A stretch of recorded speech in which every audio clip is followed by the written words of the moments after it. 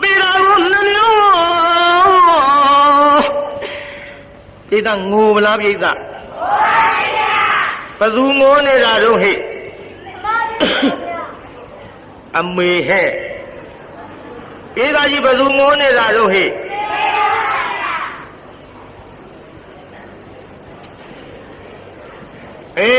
Phoniya kozale Ngobi ame lautu Balu madamaye thu manyata tagu sahava poho Walu tola akhidwe puidayaga Ta ate tera gunanyo Tera gunanyo Muli ngazayi tera ame nanyo lajiye Ame ngolu masir haru taye lugale heye Na thwe yulo Shwe ga no yiri makhangi moho Ate gawe swangi lu tware kwe Hamamim ta atwe ame moho Twe ga namyo Philu phi maya nai mari Ngu ta bya chala Pita ji ngu la pita Ame philu maya ba ulo ngu ne lo lelo du ga la ape nama Dilio nelo phiba bu kwe Di da kha tan ni kha yin we ya ko twa pi lo phwa ja ba so Di lo ne la ya ma taya na payitha ye ho naw ta khwan tan ni kha do di ma ne bu awe myot twa pi do hwe myo de si ya phwa ja Hwe myo de si ya phwa do ta kale le mat ta pye ji pin la bi pho Ji pin do taya na payitha eri kale pwe chi pi do myu pi do pyan la ja Di yue so yin do balusa lut law pi Kale al twa nain la nain pi nain lwa nain pi so pi do pyan la ja Pyan Allah ma taya na payitha Baluma ka le di taba taya na payitha ye Wuthawana myin ji than ye kan lai twa ya Payitha baluma ka ba laut lai twa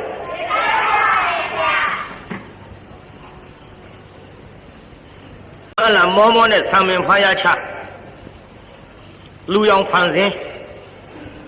Win la bi myo de Win la do kwe do kan la tha ta thai po Gou thau kale de ne Ho do ka thau la ma thi bu po kwa nga min do ne hman pyo ah Kan la tha le de so do gou thau le de mu Khang long ji ya swat the Min do khin ne min do ko nga a pit tin nida ma hot pa bu Khang long ji ya swat the kwa ji kwa kan la tha ta thai he Eri baluma myo de main ma pyo yaung phan sin bi samin phaya cha win twa do Ha He kaung Te la ma la kwa Ha do myo de de law la ta ma shi bu kwa Hey be law lo le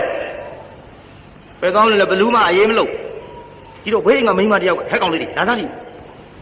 Ba do mya aye de khmya Aye de law ma ni ne Main lo ba ma lo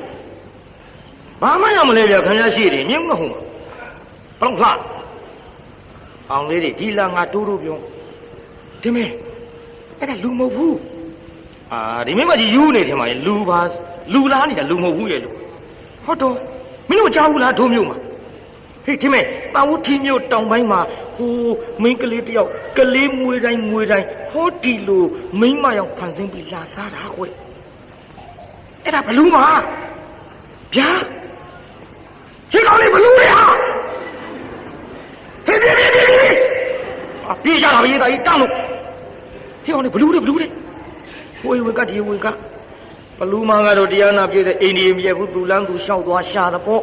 Shayin never Diana Pay the Chumi Mariga Paluma when the day they also got Yana Pioja Kaliri a net to pay the Chuga Chongji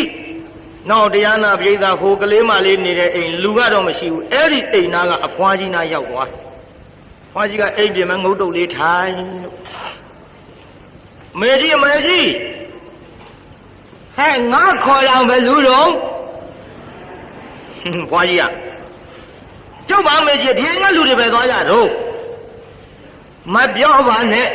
G. Not Kalima Job. Hot there, you know, Baluma go, eh? Why, you Bamamli, Balumamli, we ain't doing. Eh? ဘာလို့လို့တော့မရှိရဲ့ဘာပြုလို့ရမလဲအေးကလေးနှစ်ယောက်ဘလူးမလာလာစားသွားလို့အေးအတော်ဆိုတဲ့သေခြင်းတို့ဘလူးမငါတနာလဲတနာပါရဲ့အေးအခုတော့ဘလူးမရံငါလွတ်အောင်ဆိုပြီးတော့အဝင်းမြို့ရွာမှာသွားမွေးဖွားရတယ်အေးဟုတ်ကဲ့အမေကြီးကြောက်သွားပါဦးမယ်အေးကောင်းပါပြီတော့ကောင်းပါပြီထွက်သွားရောဘလူးမထွက်သွားဘေးအိမ်ကမိန်းမတယောက်ကလာပြီးဖွားကြီးဟဲ့ဘာတော့ဟဲ့တို့ရှမ်းပြောနေတာပဲပေချင်းစိုးဘလူးမလေးပါလေးနဲ့ခုနကလာမေးတာဘလူးမတော့ဟေးမလဲကြတော်မူရဘလူးမမကြတော်မူရပါလို့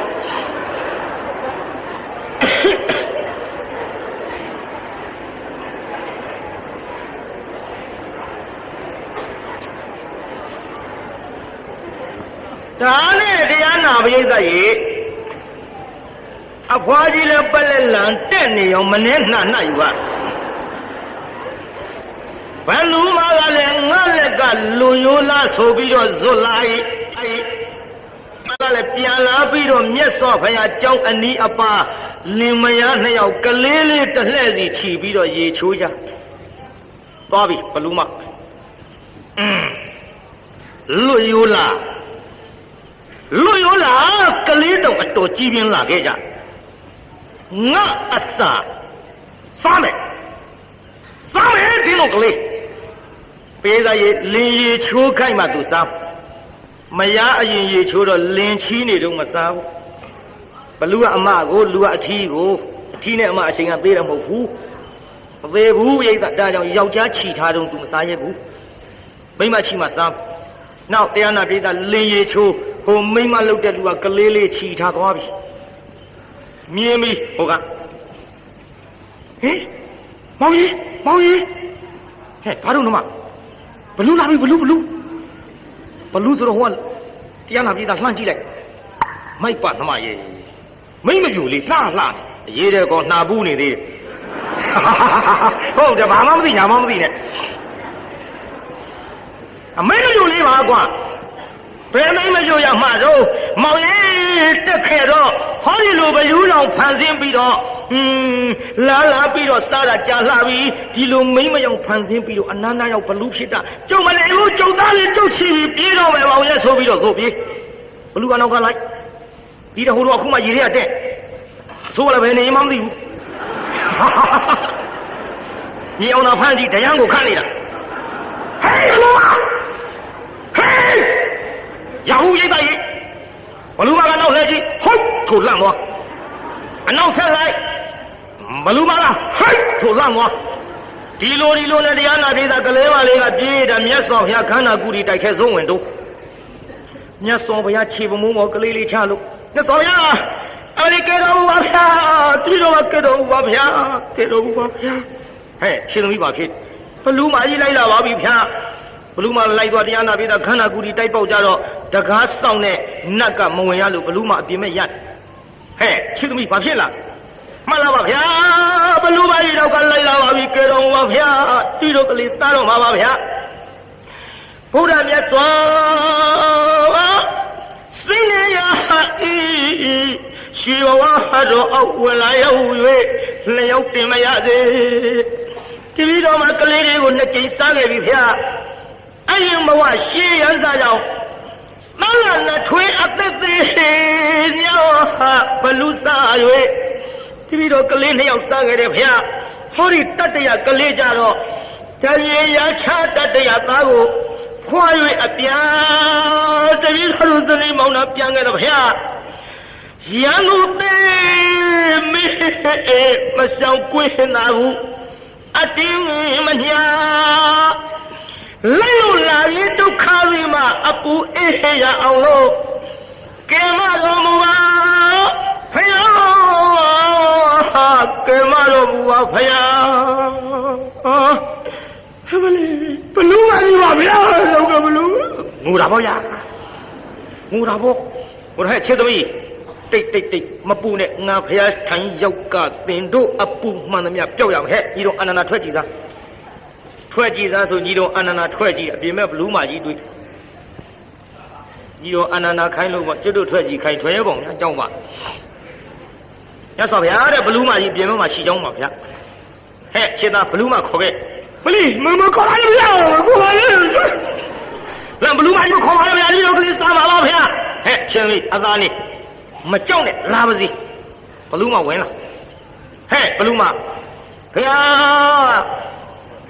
ပင်ဘက်နဲ့ကြောင့်ဒီတငယ်မရဲ့ကလေးနှစ်ကြိမ်စားပြီးအခုတည်းထိအာမရသေးပဲနဲ့တတရသာစားရကြံတော်မှန်လားပါဗျာတတိတော်မှာဆူတောင်းကြောင့်စားရကြောင်းပါဗျာဆူတောင်းကြောင့်စားရကြောင်းပါဗျာလို့ဘလို့မှကသူ့ရန်သူဖြစ်ပြီးအတွက်စားရမယ်အကြောင်းမြတ်စွာဘုရားလျှောက်ထားဒီတော့မှမြတ်စွာဘုရားကိုတော်မြတ်ကဟဲ့ဘလူမတင်တို့သည်မိကိုမဆုံမိုးမဆုံပါလားတင်တို့သည်နောက်လူဘဝတုန်းကရန်ညှိုးကြောင်းကျင့်တဲ့ကြောင့်ဖြစ်တော်လည်းစားခဲ့ကြတမင်းနဲ့တစ်ဖြစ်တော်လည်းစားခဲ့ကြအခုဘလူနဲ့လူဖြစ်ကြတော့လည်းစားကြပြန်ပြီမိကိုမဆုံမိုးမဆုံကြောင်းနဲ့ကြွက်လို့ကြီးကန်းနဲ့ခင်းဖုတ်လို့ဝန်နဲ့ကြို့ပင်ဆောင်လို့ကမ္ဘာရန်စားတွေဖြစ်ကြလိမ့်မယ်ဟဲ့ကဲဝန်နဲ့ကြို့ပင်ဆောင်နည်းနည်းလေးတော့ပြောရအောင်တိတ်တော့ဝန်တကောင်ကကြို့ပင်အောက်အိတ်ကျိုးပင်အောက်အိတ်တော့ကျိုးပင်ဆောင်တာကငါတစ်ပင်အောက်အိတ်ရမလားလို့တစ်ကိုင်းချိုးချတစ်ကိုင်းချိုးချတော့သူ့တစ်ပင်အောက်အိတ်ယုံလေးနဲ့တစ်တပင်ကောင်းတော့ငှက်တစ်တောင်းခိုးတစ်ခက်ပေါ်တော့ငါမခိုးပါဘူးအရိတ်ကလေးခိုးတာနဲ့တစ်ကိုင်းချိုးချတွေ့ကြသေးတာပေါ့ရန်ညှိုးနဲ့ထွက်သွားတော့လယ်သမားတယောက်လမ်းတွေ့အသိလယ်သမားပဲတော့ငါတဘိုးတုံးသွားခုတ်ဘာသာခုတ်အာတို့တော့နဘဲသားတို့ဘာတို့ကျုံရကြပန်းခုတ်တာမဟုတ်ဘူးတဲ့တဘိုးတုံးလှုပ်တဲ့နေရာကျို့သားအကောင်းဆုံးတဲ့ဗျာဝန်ကဒါနဲ့တရားနာပြေတာကျို့ပင်သွားလှဲ့ရောလဲကနီကျို့ပင်ဆောင်နဲ့ရောက်လာအသင်လယ်သမားဘာပြုလို့ငါကျို့ပင်ခုတ်ငါစတော့ကျို့သားခုတ်ဖို့စိတ်ကူးမရှိပါဘူးတဲ့ဟိုနာတွေ့တဲ့ဝန်တကောင်ကတဘိုးတုံးလှုပ်တာကျို့သားကောင်းတယ်ဆိုလို့ကြည်စမ်းတစ်ပင်ရိတ်အိတ်ငါတစ်ကိုင်းချိုးချလို့ငါတစ်ပင်အခုတ်ခိုင်းတယ်ဝန်သင်လည်းထားရိုးလားအသင်လည်းသမားသင်တို့လှဲဥဖို့လှုပ်တဲ့ခါဘာနဲ့လှုပ်တို့တော့ခိုင်နဲ့ကျွဲရည်တို့ဘာတို့လှုပ်တာမဟုတ်ဘူးလှဲဥဖို့လှုပ်တဲ့နေရာဝန်ရည်အကောင်းဆုံးကိုင်းကျိုးပင်လှဲထမ်းသွားပြီးတော့လမ်းတွေ့တဲ့ဝန်ပြန်သက်ဝန်ရည်ခွာသွားတော့နှစ်ဦးသလုံးဆုံးပြီဘူးလားပြိဿပေးသားကြီးနှစ်ဦးသလုံးဆုံးဘူးလားဒါကြောင့်ရန်ညှိုးအမတန်ကြောက်စရာကောင်းပါသဖြင့်ဘုရားကိုယ်တော်မြတ်ကနာဟိဝေရဏဝေဒာနိတမန္တိတာကုရသနာအဝေရဏသတမန္တိဧတဓမ္မောသနာတနောရဲ့လို့ဟောဒေသနာဓမ္မလေးပါဌပြလိုက်တော့ဘလူးမသည်ဒိဋ္ဌိနဲ့ဝိစီကိစ္စကွာ၍သောတာပန်ဖြစ်ရောပြုနေအောင်ပြီးသေးဘူးသောတာပန်ဖြစ်တယ်ဆိုရင်ပြန်ရင်စိတ်ကြီးပေါ့နေအောင်80နာထောင်သား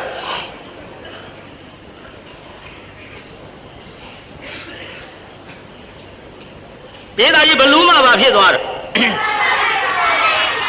သောတာပန်လည်းဖြစ်ရောတရားနာပိဋကရေဘုရားကိုယ်တော်မြတ်ကဟဲ့ခြေသမီးပေးသင်ကလေးအဲ့ဆိုဘုရားဘာလို့မလို့လဲဗျပေးခြေသမီးပေးဆိုတော့မြတ်စွာဘုရားလက်တော်အပ်လိုက်မြတ်စွာဘုရားဘလူးမကြီးလက်ထဲလှမလုံးပါနဲ့ဗျာသစ္စာပါလိမ့်မယ်ဗျာမလုံးပါနဲ့ဗျာဟဲ့သမီးမပူနဲ့ဆိုဘလူးမလက်ထဲအပ်လိုက်တော့ဘလူးမကဘယ်စားတော့ပိဿကလေးလေးကြည့်ပြီးတော့ပြုံးပိဿကလေးလေးကြည့်ပြီးပါဖြစ်ပြုံးပြီးနောက်ဘလူးမကြီးမျက်ရည်ချပြုံးရည်ပေါ့လေပိဿကြီးဗာမျက်ရည်ငါတရားမနေ့လည်းပြုံးမျက်ရည်ဒီနေ့လည်းပြုံးမျက်ရည်ပြုံးပြီးမျက်ရည်ကြတယ်ပြုံးမျက်ရည်ဆိုတဲ့ဇာကဒါမျိုးနေမှာဘောလို့ထည့်ပြောကြည့်ပြုံးတာကဘာပြုလို့တော့မှားနေတဲ့အယူကြီးကွာလို့သူများအသက်သတ်ခြင်းအမှုကိုမပြုဘဲနဲ့အယူမှန်ရသွားလို့တရားသဘောနဲ့ပြုံးငါမှားတာကြီးပျောက်ပြီတဲ့မြဲရကြတာကတော့သောတာပန်ဖြစ်သည့်အတွက်သူများအသက်ကိုမစားတော့ဘူးလေသူများအသက်ကိုမစားရသဖြင့်ငါအတွက်အစာအတွက်ခက်တော့ပြီအစားစာအတွက်မျက်ရည်ကျဟဲ့ဘလူးမသင်ပြုံးတာမျက်ရည်ကျတာဘာတော့လို့ဆိုတော့ အဲ့ဒီအကြောင်းမြတ်စွာဘုရားလျှောက်ထားတော့မှကဲမပူနဲ့ဟဲ့ခြေသမီးယော့နင်ကလေးဘလူမထန်းကပြန်ယူအားလူမစားတော့ဘူးဒီဘလူမဒီလူမတတ်တော့ဘူးသင့်အမကြီးအစာအတွက်ခဲ့ပြီးဒါကြောင့်သင့်အိမ်ခေါ်သွားသင်ကျွေးမွေးပေတော့ကလေးလေးချီပြီးတော့တရားနာပြေသာဘလူမတစ်လှဲ့သူတစ်လှဲ့ချီလို့ဘလူမလည်းကဲညီမတော့ပါတော့တယောက်ကိုတယောက်တစ်လှဲ့စီတတ်စားကြလို့ငါတို့ငိုခဲ့ရတာတွေများလှပါပြီညီမရဲ့ငိုလို့တော့ပြီးကြပြီငါတို့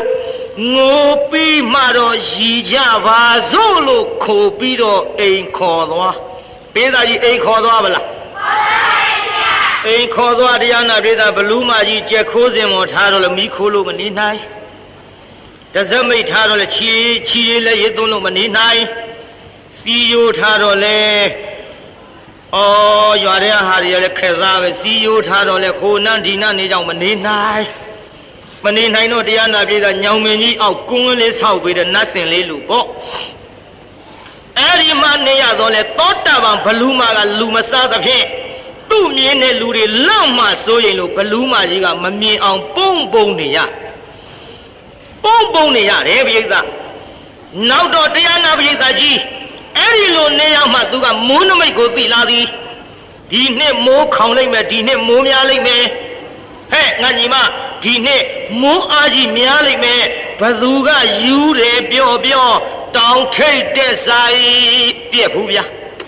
ဟဲ့ငါညီမဒီနှစ်မိုးနေလိုက်မယ်မိုးခေါင်လိုက်မယ်ဘသူကယူတယ်ပြော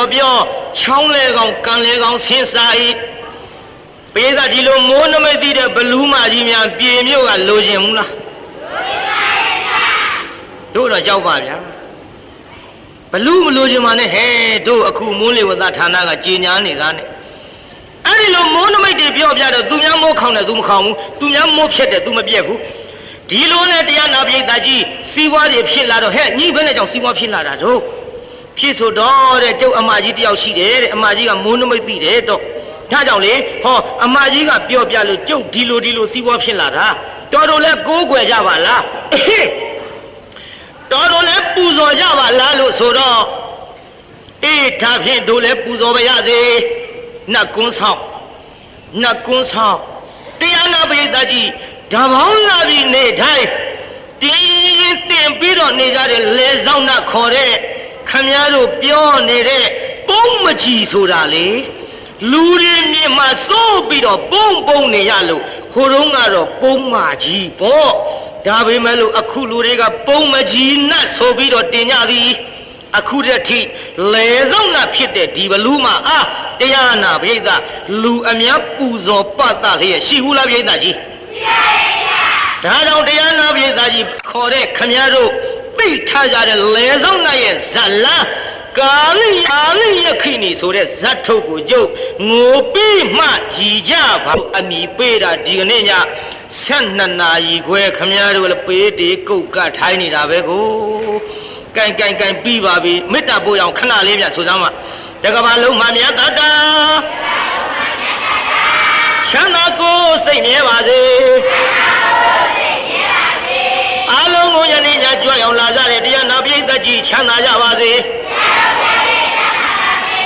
အားလုံးကိုယနေ့ညကြွရောက်လာကြတဲ့တရားနာပိဋကကြီးကျမ်းမာကြပါစေအိမ်ပြန်ပို့ကြပါစို့အတ္တကေဟေပြောသမျှဟောသမျှတွေကသဘောမကျပဲအပြစ်တွေ့ခဲ့လျင်ရှင်းချင်းဘုံလုံးစိတ်တွေပြစ်ပြရသိသောမိမိတို့အင်္ဂါဌာနတို့နိဝတ္တန်တို့သိခံရတာပြန်ကြပြီတော့နိဝတ္တန်တို့မေတ္တာရေပခါဖြောင်းလိုက်မယ်ပြစ်ပရာတွေဝေးရကမြန်းစီရောခြေသာဆွေကလျှမ်းပြီးကိုယ်စိတ်နှပြချမ်းသာစွာဖြင့်မှန်စွာမနေတာဓုခေါ်ယုံလေးမစောင့်နိုင်ပဲနဲ့ပြန်ခြင်းလွန်းလို့လှုပ်ရွနေတဲ့ဟာတွေပြန်မာလေးတော့ပြန်ကြစေကုန်သတည်း